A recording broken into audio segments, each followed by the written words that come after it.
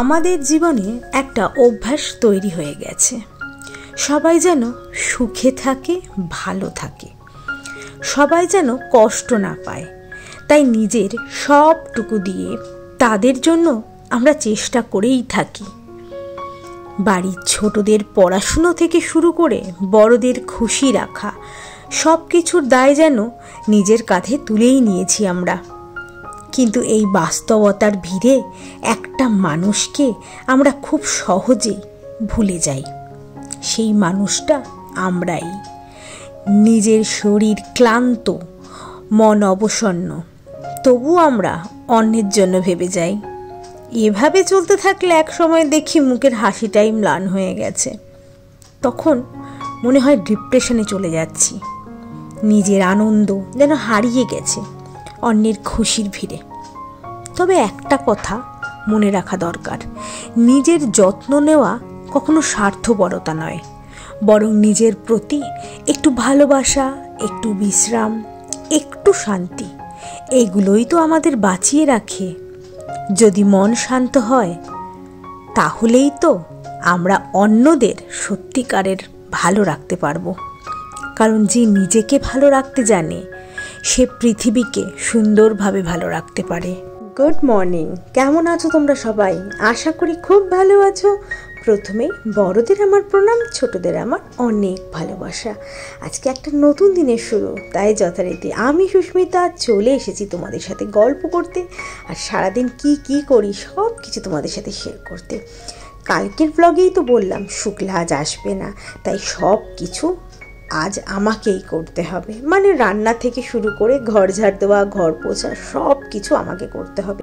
এঁটো বাসনগুলো কালকে রাতেই ধুয়ে রেখেছি, তাই সকালে আর বাসন মাজার ঝামেলা নেই। আমার না সকালে বাসন মাজতে একদম ভালো লাগে না, মানে এঁটো বাসনগুলো একদম ভালো লাগে না মাজতে। তাই কালকে রাতে খেয়ে দিয়ে একেবারে বাসন মেজে রেখে দিয়েছিলাম। আর এই দেখো এখন সেই বাসনগুলোকে জায়গার জিনিস জায়গায় রেখে দিচ্ছি, তাহলে না এই জায়গাটা ফাঁকা হয়ে যাবে আর আমি এখানটাতে ইউজ করতে পারবো। কারণ এই ঝুড়িটাই তো কতটা বড় জায়গা নিয়ে নেয়। তার বাকি সব বাসি কাজ যা যা আছে সেগুলো মোটামুটি সব কিছু হয়ে গেছে। তারপরে আর সবজিগুলোকেও কেটে ওই দেখো মাইক্রোওয়েভের পাশে সব ঝুড়িতে ধোয়া আছে। এখন শুধু রান্না শুরুর অপেক্ষায়। আজ সেরকম টিফিনের ঝামেলা কিছুই রাখিনি, কারণ ওই ঘরে যা যা খাবার আছে মোটামুটি ওগুলো দিয়েই আজকে টিফিন করে নেব।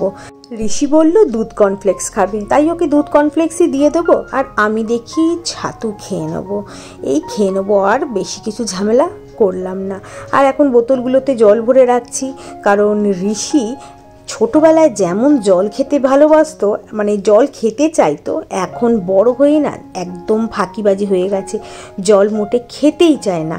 তাই এখন ওই পড়তে বসেছে, তা আমার সাথে কথা বলছে। তাই আমি বললাম কথা বলো না, তুমি পড়াশুনো করো। তখন হচ্ছে অঙ্ক করছিল, তার জন্য আর আমার সাথে কথা বলে যাচ্ছে, তো একটু বকা দিলাম।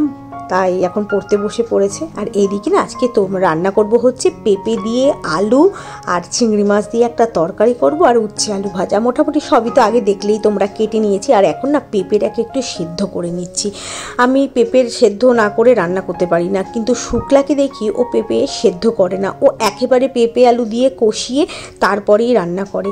তা আমি না ওটা পারি না, তাই আমি একটু দুটো সিটি দিয়ে নিলাম প্রেশার কুকারে। আর এইদিকে হচ্ছে উচ্ছে আলু ভাজাটা পাঁচফোড়ন দিয়ে বসিয়ে দিলাম। এই উচ্ছে আলু ভাজা পাঁচফোড়ন দিয়ে আমার এত ভালো লাগে, এর মধ্যে কুমড়ো বেগুনও দেওয়া যেতে পারে।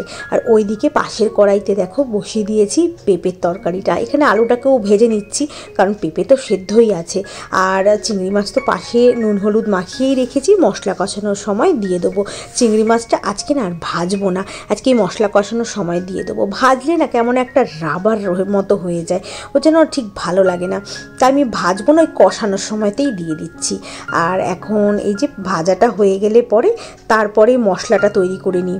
মানে এটা হচ্ছে পেঁপের তরকারির মশলা। তো আদা দিলাম, আর বেসিক মশলাগুলো আদা, কাশ্মীরি রেড চিলি পাউডার, আর এখানে আছে হচ্ছে ধনে গুঁড়ো দিয়ে করছি, আজকে জিরে গুঁড়ো দিচ্ছি না। নুন, হলুদ, একটু চিনি দিয়ে ভালো করে জল দিয়ে একটু মশলাটাকে ভিজিয়ে রাখলাম। ভিজিয়ে রাখলে না টেস্টটা ভালো হয়। আর এইদিকে দেখো উচ্ছে আলু ভাজাও মোটামুটি আমার কমপ্লিট। তো এটা দিয়ে আজকে হয়ে যাবে, অসুবিধা নেই কিছু। বেশি কিছু রান্না করে লাভ নেই, কারণ হচ্ছে খাওয়ার লোকও তো সেরকম নেই যে বেশি রান্না করব। আর রাতে দেখা যাবে, উচ্ছে আলু ভাজা দুবেলা হবে না, তাই রাতে দেখা যাবে। আর এই যে পেঁপের তরকারিটা শুরু করে দিয়েছি করা, আর পেঁপের জলটা ফেলি না আমি, পেঁপের জলটা এর মধ্যেই দিয়ে দিই, কারণ আসল পুষ্টি তো এখানেই আছে। আর এই দেখো এবার মা এতগুলো গরম মশলা কিনে দিয়েছে। এই টিঙ্কু রিঙ্কু আমাদের কোন্নগরের ওখানে খুব পাওয়া যায়। তো আর এত টেস্ট, মানে টেস্টি বলবো না, গন্ধটা এত ভালো না, রান্নাতে দিলে খুব ভালো গন্ধ বেরোয়। তাই মাকে বললাম তুমি অন্তত আমাকে 25টা প্যাকেট কিনে এনে দাও। মা দিয়েছে 80টা প্যাকেট, তো আমার অনেক দিন হয়ে যাবে। আর এদিকে হচ্ছে আমার তরকারিও হয়ে গেছে, আর আজকে এই টিঙ্কু রিঙ্কু গরম মশলা দিয়েই এই তরকারিটাকে বানালাম। রান্নাবান্না তো কমপ্লিট, এবার বাকি কাজগুলো করতে হবে। এই যে বাসন মাজাও শুরু করে দিলাম, এরপর গ্যাস মুছতে হবে, আরও যা যা কাজ আছে সেগুলোকে মোটামুটি করতে হবে। ও সবচেয়ে বড় কাজ হচ্ছে ঘর পোছাটা করতে হবে। তা আজকে আর ছাদ ধোয়াবো না, ছাদটাকে ভাবলাম আজকে শুকনোভাবেই মুছে নেবো, মানে ওই যে মপটা আছে, মপটা ভেজা মপটা দিয়ে ভালো করে মুছে নেবো, আর ধোয়াবো না, কারণ বাইরে ওয়েদারটা একদম মেঘলা মেঘলা, ধুয়ে দিলে না শুকোতে অনেকটাই টাইম লাগবে। যতই আমি ওয়াইপার দিয়ে ওয়াইপ করে দিই না কেন। কাল আবার সোমবার, তো কৃষি স্কুল আছে, এবার কি টিফিন দেবো এখন থেকেই চিন্তা শুরু হয়ে গেছে। আমার মনে হয় এটা সব মায়েদেরই মনের কথা, কারণ পরের দিন স্কুলে কি দেব বাচ্চাকে সেটার চিন্তা আগের দিন থেকেই শুরু হয়ে যায়। তো এখন সেটাই আমি বুঝতে পারছি না কি টিফিন দেওয়া যায় ছেলেটাকে। তো পরীক্ষাও শুরু হয়ে যাবে, নভেম্বরের লাস্ট উইক থেকেই রিভিউ টেস্ট শুরু হয়ে যাবে। আর ফেব্রুয়ারিতে ওই 5 তারিখ কি 7 তারিখ নাগাদ অ্যানুয়াল এক্সাম শুরু। ভীষণ টেনশন হচ্ছে। আর এখন তো উঁচু ক্লাস না, টেনশন মানে উঁচু ক্লাস যত হবে টেনশন ততই বাড়বে আমাদের মায়েদের। আর কি বলবো, সবারই এটা মনের কথা। চলো বাকি কাজগুলোকে করে নিই। এই কাজগুলো করার পরই 1 কাপ চা নিয়ে বসবো। চাটা নিয়ে বসলে পরে যেন একটু ভালো লাগবে। কাল যেমন চা খেতে পারিনি, ওই যে ORS নিয়ে বসেছিলাম, তার জন্য আজকে চা খাবো। তো মাথাটাও একটু ধরেছে, তার জন্য চা তো দরকার, একদমই দরকার চা। তো তাই 1 কাপ চা বানাবো, এরপরে বানিয়ে খেয়ে নেবো। আর এইদিকে এই কাজগুলোকেও করে নিই। আর এরপরেই তো ঘরটাকেও পুছতে হবে, ঘরটাও পুছে নেবো, কারণ ওই বাসি ঘরে না আমার ঠাকুর পুজো দিতে ঠিক ভালো লাগে না। অনেক সময় ভাবি মুছবো না, ঠাকুরের সামনেটা একটু মুছে নিই, কিন্তু ভালো লাগে না।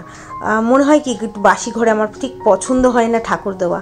আর এই যে রান্নাবান্না কী হয়েছে চলো দেখিয়ে দিই, আর একবার বলে দিই তোমাদের। এই যে উচ্ছে আলু ভাজা, যেটা খুবই পছন্দের একটা খাবার। আর এখানে একটু চিংড়ি মাছের ওই যখন কষাচ্ছিলাম তখনই রেখে দিয়েছিলাম ঋষির জন্য, ওই 1 পিস চিংড়ি মাছ দিয়ে, ও পরে খাবে বলেছিল।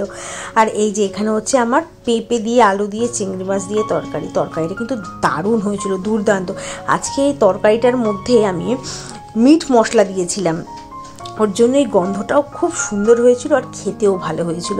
মানে মশলাটা যখন কষাচ্ছিলাম, তোমরা তো দেখলেই যে মশলাগুলো আমি বাটিতে গুলিয়ে রেখেছিলাম, সেই মশলাগুলো যখন কষা হয়ে গেছে তারপর আমি মিট মশলাটাকে দিয়েছিলাম, দিয়ে ভালো করে কষিয়েছিলাম। কষানোর পরেই তারপরে এই গন্ধটাও বেরিয়েছিল সুন্দর, আর খেতেও না অপূর্ব হয়েছিল। এটা এরকমভাবে না তোমরা একদিন ট্রাই করতে পারো মিট মশলা দিয়ে।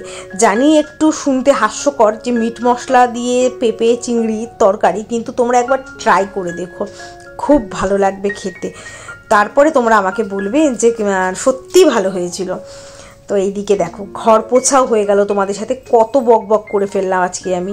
ঘর পোছাও প্রায় শেষের দিকে।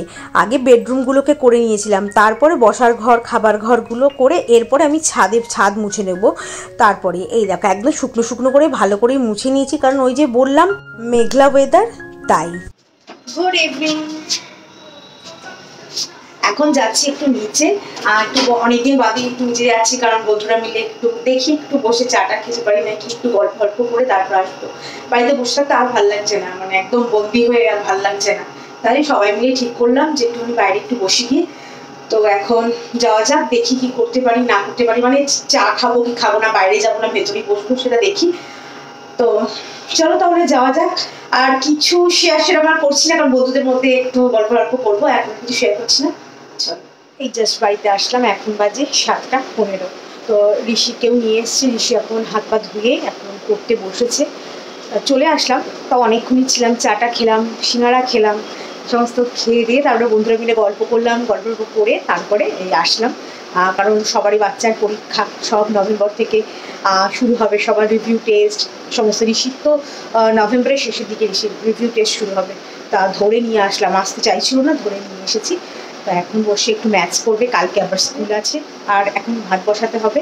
আর মোটামুটি সব কাজ কমপ্লিট, ভাতের সাথে আর কিছু নয়, পেঁপে তরকারি আছে, আর দেখি পারলে একটু আলু সেদ্ধ দিয়ে দেবো। আলু সেদ্ধ একটু পেঁয়াজ দিয়ে মাখবো, মানে পেঁয়াজ ভেজে একটু মাখবো, কারণ কাঁচা পেঁয়াজটা না সেরকম খুব একটা ভালো লাগে না খেতে, তাই ওই পেঁয়াজ ভেজে একটু মাখবো। তো চলো আজকে ব্লগকে এদিকে রাখছি। যদি আমার ব্লগের মধ্যে কিছু ভালো লেগে থাকে তো ছেড়ে যাওয়ার আগে লাইক শেয়ার সাবস্ক্রাইব করে আমার পাশে দিকো। আজকের মতো এইটুকু, দেখা হবে অন্য একটা ব্লগ চাই, ততক্ষণের জন্য good night and sweet dreams, tata.